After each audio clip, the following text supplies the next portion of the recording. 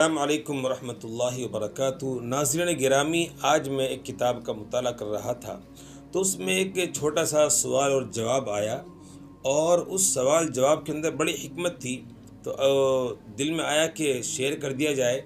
وہ یہ تھی کہ نماز میں ایک شخص نے نماز کے تعلق سے سوال کیا کہ ہم نماز پڑھتے ہیں اور نماز پڑھنے کے بعد ہم پھر گناہ کرتے ہیں، یعنی ہماری نمازیں ہمیں گناہوں سے نہیں روک رہی۔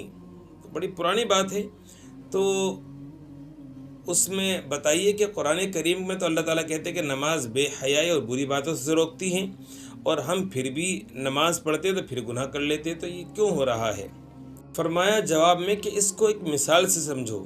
جس طرح سے دوائیوں کا اثر ہوتا ہے، تو دوائی کے فلاں یہ دوائی اس مرض کے لیے ہے، اور یہ فلاں دوائی جو ہے فلاں بیماری میں اثر انداز ہوگی، اور واقعتاً ایسا ہوتا ہے، لیکن کب ہوتا ہے؟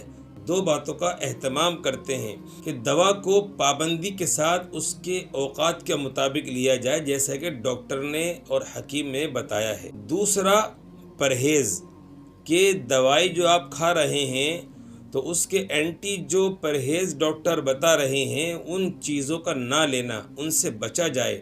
جب آپ پرہیز کریں گے تو وہ دوائی آپ کے لیے اثر انداز ہوگی، پرہیز نہیں کریں گے تو وہ دوائی کا اثر ختم ہو جاتا ہے۔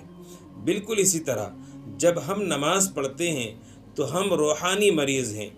اب قرآن کریم میں ہمیں بتا دیا گیا کہ نماز بری باتوں سے روکتی ہے۔ کب روکتی ہے؟ جب ہم دو باتوں کا اہتمام کرتے ہیں۔ ایک تو نماز ہماری سنت کے مطابق ہو، جیسا بتایا جا رہا ہے، خشوع خضوع کے ساتھ نماز پڑھیں، اہتمام سے نماز پڑھیں، دھیان توجہ کے ساتھ نماز پڑھیں۔ میں نماز میں کیا بول رہا ہوں، کیا پڑھ رہا ہوں، کیا کہہ رہا ہوں، اس کا ہمیں علم ہو تو ہماری نماز اثر انداز ہوگی۔ اور دوسرا یہ کہ جو ہمیں پرہیز بتائے جا رہے ہیں کہ نماز تو پڑھ لی آپ نے، اب نماز پڑھنے کا جو اثر ہے تو ہمارا مرض جبھی دور ہوگا جب ہم اس کے مطابق اپنا پرہیز بھی کریں گے۔ دوائی تو کر لی، اب اس کا پرہیز کیا ہے کہ نماز جیسی محترم بشان عبادت ادا کرنے کے بعد اب ہم اس کا پرہیز یہ کہ گناہوں سے بچیں اور نیکیوں والے اعمال کریں۔ جس طرح نماز کے اندر ہم اللہ کے حکم کے پابند تھے کہ رکوع کے وقت رکوع کیا، سجدے کے وقت سجدہ کیا، قومہ جلسہ کے وقت قومہ جلسہ کیا، اسی طرح اب نماز کے باہر کی زندگی بھی ہماری جو ہے ایسی ہونی چاہیے۔ ہم اس کی بھی کوشش کریں کہ اب ہم گناہوں سے بچنے کی کوشش کریں۔ ہوتا کیا ہے کہ آج کے دور میں ایک مثال دیتے ہیں لوگ کہ بھائی آج کے نمازی مسلمان بس مسجد تک سیمت ہیں، تو ان کا اعتبار نہیں کہ نماز کے باہر کی زندگی ان کی کیسی ہوگی۔ اس لیے دم کرانا ہے تو بس مسجد کے اندر کرا لو، اس کے بعد ان کے دم میں کوئی دم نہیں ہوتا۔